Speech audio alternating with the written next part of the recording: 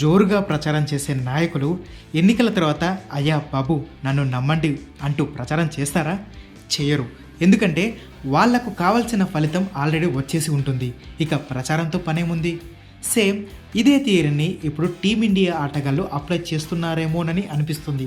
ఎందుకంటే T20 world cup team selection జరిగే ముందు ఒక్కొక్కడు ఎరగదీశాడు, కానీ సెలెక్షన్ అయ్యాక మాత్రం చేతులెత్తేస్తున్నారు.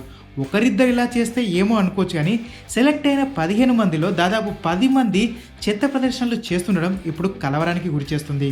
రాజస్థాన్ రాయల్స్లో చూసుకుంటే 3 ప్లేయర్స్ మెయిన్ టీంకు సెలెక్ట్ అయ్యారు: సంజు శాంసన్, చాహల్, జైస్వాల్. నిన్న SRHతో జరిగిన మ్యాచ్లో 60కి పైగా పరుగులతో జైస్వాల్ పర్వాలేదు అనిపించాడు, కానీ దానికోసం 40 బాల్స్ తీసుకున్నాడు. సంజు శాంసన్ ఏమో డకౌట్ అయ్యాడు. చాహల్ అయితే ఒక్క వికెట్ కూడా తీసుకోకుండా 4 ఓవర్లలో ఏకంగా 62 పరుగులిచ్చి భయపెడుతున్నాడు.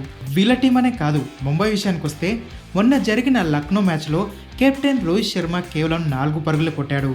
సూర్యకుమార్ యాదవ్ 10, హార్దిక్ పాండ్యా అయితే గోల్డెన్ డకౌట్ అయ్యాడు. బూమ్రా ఒక్కడే కాస్త పర్వాలేదు అనిపించాడు, కానీ 4 ఓవర్లు వేసి ఒక్క వికెట్ కూడా తీసుకోలేదు. ఇదిలా ఉంటే చెన్నై వర్సెస్ పంజాబ్ మ్యాచ్లోనూ అంతే. రఫ్ ఆడిస్తున్న దూబే వరల్డ్ కప్ టీంలోకి సెలెక్ట్ అయ్యేసరికి అందరికీ షాక్ ఇచ్చాడు, గోల్డెన్ డక్ అయ్యాడు.